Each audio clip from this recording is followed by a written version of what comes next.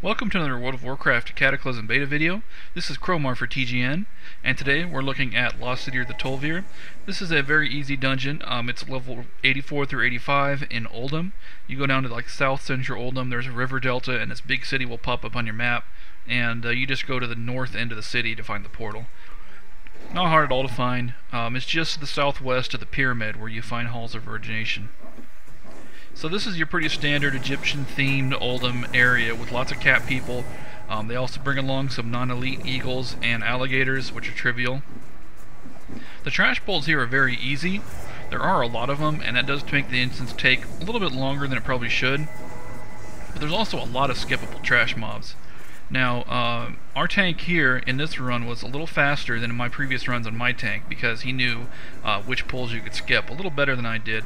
And that's really the only thing that needs to be learned if you're pulling, is which ones you can skip and which ones you can't. I don't really have a whole lot to add to that effect. Really, it doesn't matter that much. Just use your intuition as you're going around, and you should be able to skip quite a few packs throughout this dungeon. The dungeon layout is like a sprawling cityscape. It actually has a pretty cool feel to it. I kind of liked walking around. There's even like a merchant area where you fight merchants and stuff. They're not dangerous or anything. It's just something interesting. So I did enjoy that part of this mission, of this part of this dungeon. But I feel like about on my third run, it kind of got boring, and it's just because it was too easy. The bosses are also very easy. They each have just one little gimmick to them. There's 3 bosses in total. I'd say the second boss is probably the hardest, but not by much. So anyway, I'm recording this on a Fire Mage, as you can see. I decided to record this on my Mage, 1 because I hadn't recorded anything on a DPS yet, and 2 because this instance is a little too easy to record in a tank, I think. Just because watching a tank in an easy instance is boring. Watching a tank in a hard instance like Grim Batal or maybe even Stonecore is a lot more interesting because you have to learn the pulls and things like that. But here there's really not much to learn, to be honest. This instance is very generic in terms of the challenge and the gameplay.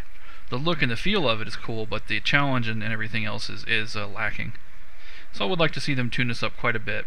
I know I am running on a normal, and I'm sure on heroic is going to kick my butt, but until my pre-made counter gets reset, I can't actually make any pre-mades with 333 gear, so I actually can't run heroics yet. Except on a couple of my classes. I think my Warlock has proper gear for heroic, but my tank, my healer, and my mage all cannot run heroics right now because of that fact. So anyway, while we're watching all these kind of monotonous pulls, I want to talk about the Fire Mage a little bit. I talked about the Fire Mage a lot in my Mage video, the new Mage abilities and talents, because the Fire Mage did have some of the most, what I thought, substantial changes out of any of the trees, really. The other trees are almost exactly the same. It's Frostbolt spam and Arcane Missile and Arcane Barrage spam. You know, that's all the same. But here with Fire, you've got a whole new thing. You've got this whole new rotation where Scorch is now your wand ability because it costs no mana. And I use it constantly for that. And Pyroblast can trigger your improved Scorch effect, which has been renamed Critical Mass. And that's, I know you probably remember your old Critical Mass talent if you played a Mage, but it's totally different now. Anyway, the other thing that's been changed drastically with a Mage is how they do AoE. Fire Mage AoE is now more than just living bomb spam. It's based around Blast Wave. When you cast your Blast Wave, as I do right there, and if it hits multiple targets, it auto-casts an instant free Flamestrike, which is really cool. Plus, if you want to add more Flamestrikes, they're also instant cast now if you have the talent. Although they don't add a ton of damage, it is very cheap. The Flamestrikes are free, of course, and the Blast Wave is only like 1200 mana. Considering my Frostfire Bolt is like 2800 mana, I think, that's pretty awesome. So it does add a lot of damage. The other thing that interests me about Fire Mage spec is that your Frostfire Bolt spec is a lot different than what it was in Wrath of the Lich King. What I mean by that is that when you go to those shallow frost talents, instead of having a bunch of talents that affect your Frostfire Bolt but not your Fireball, now everything affects everything. What I mean by that is, for example, you go to like the Piercing Shards, instead of only affecting, giving your Frost spells extra crit, it gives all your spells extra crit. So now your Fireball and your Frostbolt both gain the buff from that talent. And there's a few other examples that are similar in the nature. That's why I'm using this Frostfire Bolt spec. I just think that it's kind of interesting that you get the same bonuses to your Frostfire Bolt and your Fireball, but your Fireball just costs like 1,000 more mana than your Frostfire Bolt.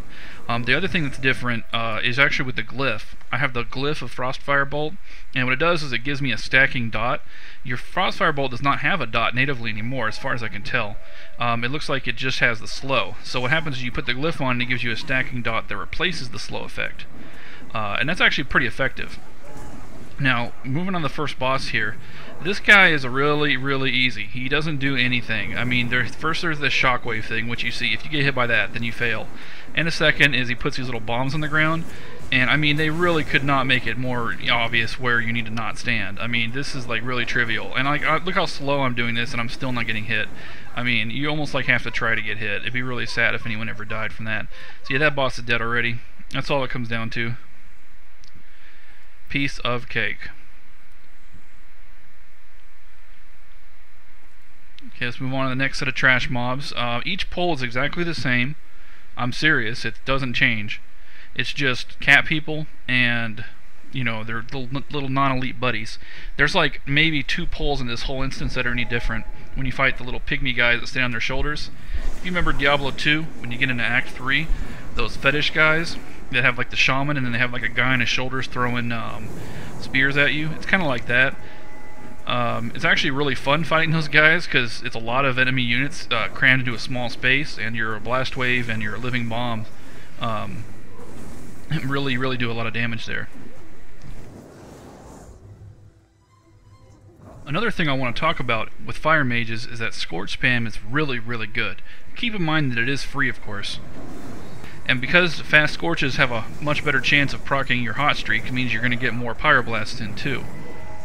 And it allows you to basically cast forever. I mean, I sat there on a dummy for like 10 minutes straight. I'm exaggerating, but it was a while.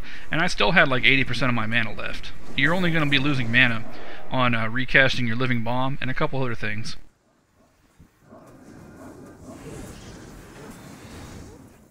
I think my Scorch spec was like 1k DPS lower than my Frostfire Bolt against the training dummy. So I want to do a more in-depth analysis of that in the future. I am going to do more in-depth analysis for all the DPS specs. That's to come in the future. We still have to post the DK video and a couple other dungeons before we can move on to the real theory crafting. Plus, it's almost impossible to do it without the before we get to the raid testing, because I want to get that raid pre-made gear before I really start looking at numbers. Since after all, the numbers you're seeing now in greens is not really going to be relevant to what you're going to see in the live release. I think my average item level is like 322, and it's actually too low to qualify for heroics, as I mentioned before.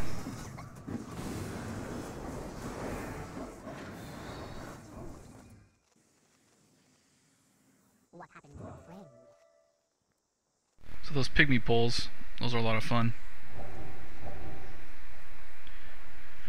I am running a damage meter here. I was surprised to find out that recount actually does work. I was actually looking for a recount about a week ago and I couldn't find one for Cataclysm until I read a helpful forum post that said, oh, by the way, it looks like the live version works just fine in Cataclysm. I thought, gee, why didn't I try that? That was dumb of me. So I could have had recount going on my other videos, but that's okay. It'll be useful in the future. Now, this is the crocodile boss. He does only one thing that you have to worry about, and that's that right there, the little tail dust cloud. Just don't stand in that. Come on. He also spawns a bunch of alligator ads, non-elites, and he'll put an arrow over someone's head, and the alligators will focus on them. But if they're so weak. I mean, at one point I saw that they were on the healer. There was like 4 of them on the healer, and I was AoEing them, but they just kept staying on the healer, and they didn't do anything. The healer's health was not moving at all. So they're really inconsequential. And if they get on you, I mean, there's like 100 different ways you can defend yourself against them. I mean, I really wish they would go on me so I could just Frost Nova them and run away, because that's all I would need to do. But they're, so I'm sure on Heroic that's going to be a real pain. If you remember from Zul'Gurub, the Panther boss, with the one you fight underground, she spawns those Panthers and they put the hunter mark over one of your unfortunate party members or raid members, and the Panthers will focus on them and really mess them up. So it's kind of similar to that, except that they're super nerfed. But that's all that is to that alligator boss. As you see, it was pretty simple.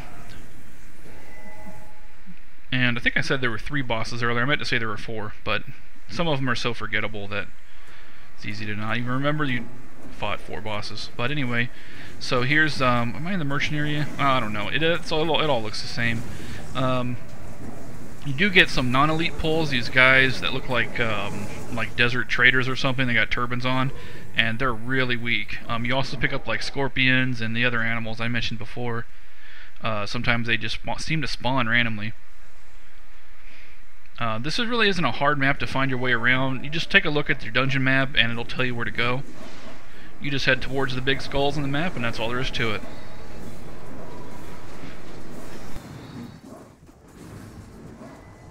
Our healer had a really easy time on this run, and actually on every run I've done in here, the healer had an easy time, come to think of it.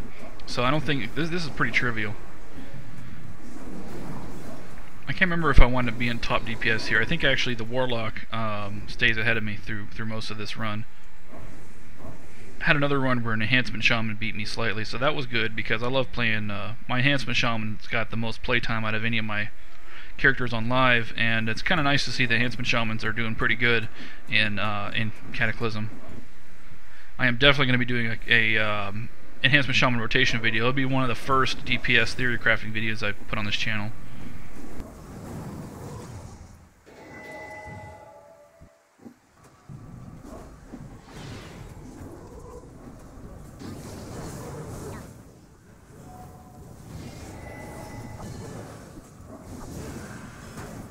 So you can see that, I mean, this does seem very repetitive, and that's because it is. We just pick the skull, shoot Frostfire Bolts at it, throw a Blast Wave down, and put Living Bomb on everything, and that's all there is to it. Alright, on to the third boss. This guy is real easy. You just fight him for a while until he goes into a phase where he turns invincible, and he spawns this Dark Phoenix ad. Oh yeah, don't stand in the Pillar of Flame. Gee whiz, I didn't know that until I told myself that.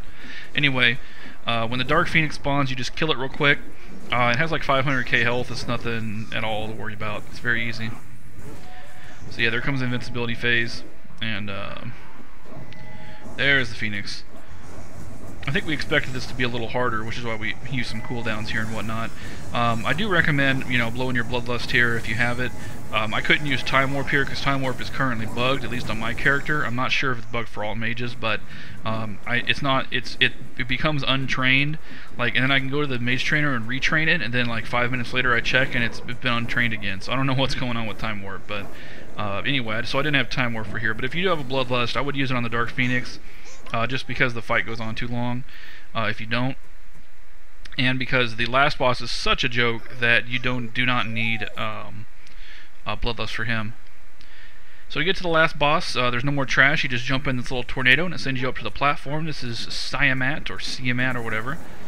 Now this is going to be really embarrassing, and I thought about rerunning this dungeon just to get a better recording of this guy, but I'm going to make some really stupid mistakes here and just kind of laugh at myself. What happens is this guy will go into an invincibility phase, kind of like the other boss, except instead of saying immune, it does 90% reduction to damage. And my stupid butt is going to sit here and just keep shooting at it for like 10 seconds before I realize what's going on. And that was pretty dumb. But I would guess I was just kind of like zoning out until I realized, oh, I should probably kill the ads, duh. So after a bit here, he is going to spawn some ads. It doesn't take very long.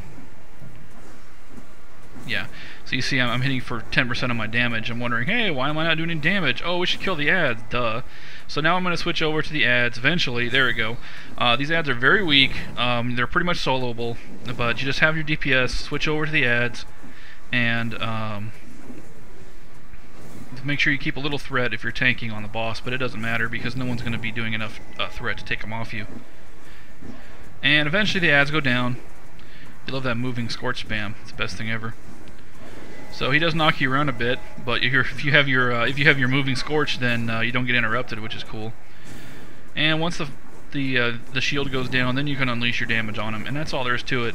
As you can see, the healing is not hard at all here, and the tanking there's nothing to it. I suppose you do have to kind of pick up those ads, but they're not hard at all to pick up.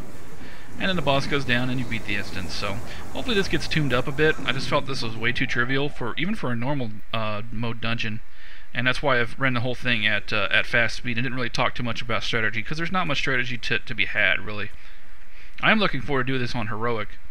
I mean, this could be really, really hard on Heroic. Like, those ads could be really dangerous. I mean, there's a lot of things that could be done to make this very hard, while keeping the core thing the same. I mean, like Lockjaw, especially the alligator guy. Those ads, you know, they just need to make those ads about 10 times as strong as they are now, and that would be really hard. That would make that encounter really difficult. Alright, well that's it.